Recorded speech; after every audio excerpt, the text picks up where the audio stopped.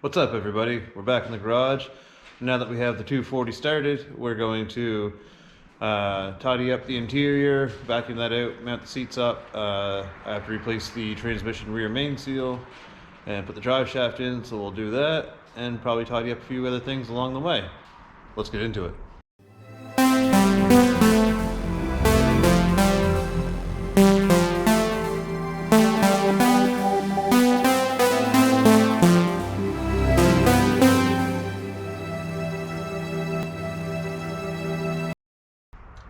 We are halfway through vacuuming and we've gotten to the trunk area, and I've realized that I still have to install the battery tray to hold the battery down. So we're going to do that right now.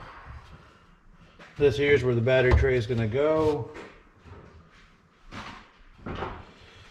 I've marked out 4 dots already lined up with these holes here.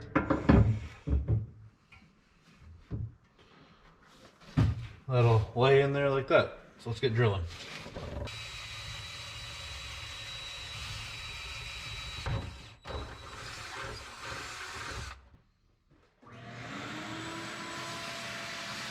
You know how it goes when you're doing a project, you always run into something.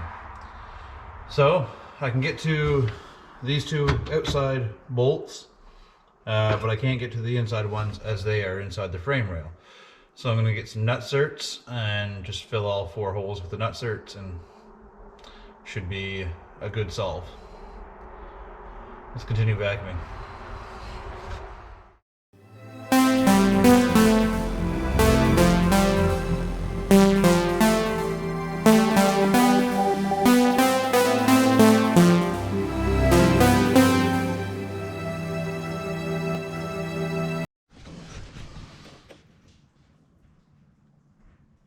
Hey, what's up? We're underneath the car and we're gonna try to get this rear transmission seal changed.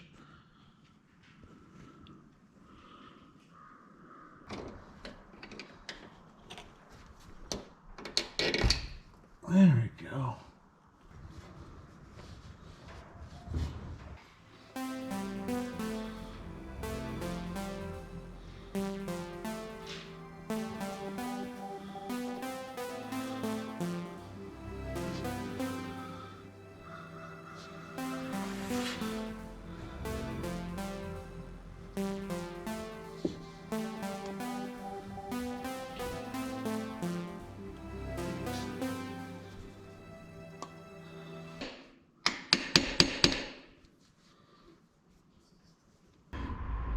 There is the new seal in, and now we'll see if we can fit the drive shaft in.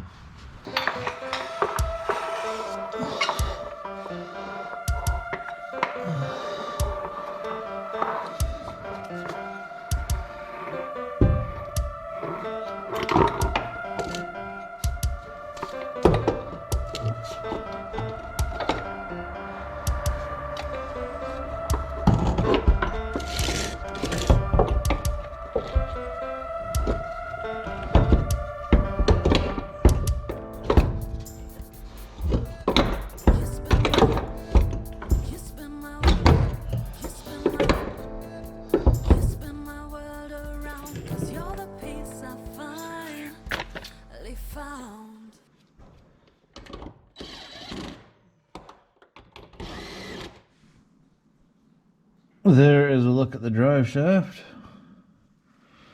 and guess what? We don't have the bolts for the back, so we'll go get some of those and be back to put the drive shaft completely in. But for the most part, it's going easily.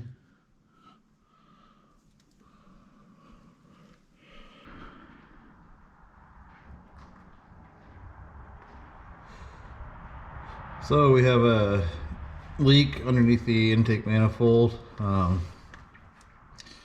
of the lines there must not be tight enough, or something's wrong. The easiest way to get to it, I think, is to pull this starter. So we'll go ahead and pull that and see what's leaking. Unfortunately, the hoses that are leaking are 2 small ones. I don't know if you'll be able to see it on the camera or not, but they are inaccessible from this angle to change out. So it looks like I'm going to have to take either half the intake manifold off or the entire intake manifold off. Dang.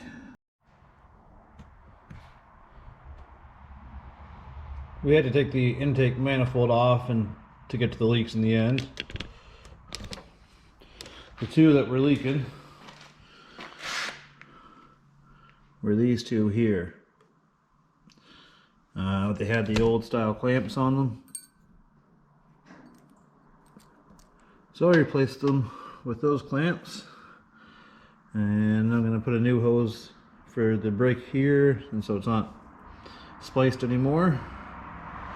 I replaced the hose up here because it broke when it came off. Back under here, we've put the starter back on.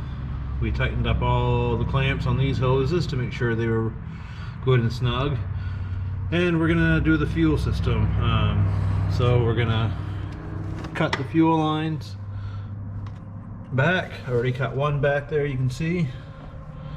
And I'm gonna flare that, and then I'll connect that, and it'll look much tidier than what we had going on. This is where we've made it to so far. I got the intake manifold back on, the drive shaft half in, and I spent 2 days looking for a bolt and a clip for the electrical connection that I dropped. And I finally found the clip on the floor and the bolt tucked up in the rack. Now it's back to the waiting game. We have to wait for some parts to come in, and then we can continue work on the 240. Let me show you what we got done though. Okay, so there's the intake manifold all back together. The red clip down in there is the one that I lost the spring for, but finally found, thankfully.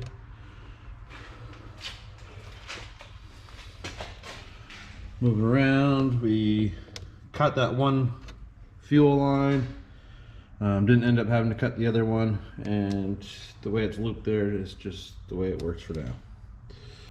Until the next episode here on Stage Alpha, thanks for hanging out with me. Don't forget to click that subscribe button, the like button, and even the notification bell.